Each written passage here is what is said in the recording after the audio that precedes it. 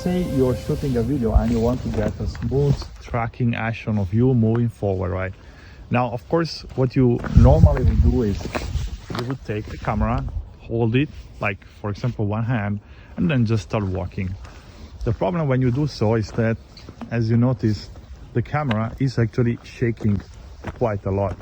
See, my hand is tracking the movement, and therefore what you're going to get is very shaky footage, which is definitely not pleasant to watch. Now, of course, the first thing you want to do is to hold the camera with two hands like this and put your elbows inward and, you know, get on your body rather than on a shaky hand. So put the weight of the camera on your body with two hands, hold it as steady as you can, and then you start walking.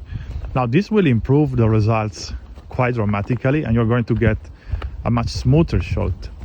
But there's one more thing to think about, that still, even if your hands are entirely to your body together, still your body is also moving, because also you are walking, right?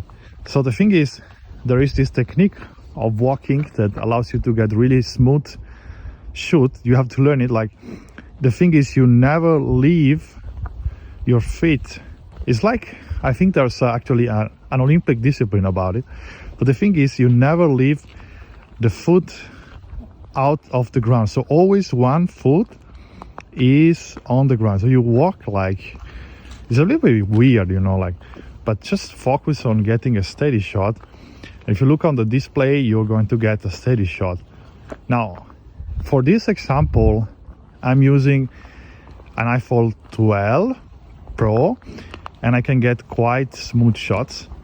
But with the newest cameras, such as, for example, say the iPhone 14 Pro or the newest Sony camera, you have the possibility to engage an active stabilization, which is going to crop the image and make it so that it's always well centered.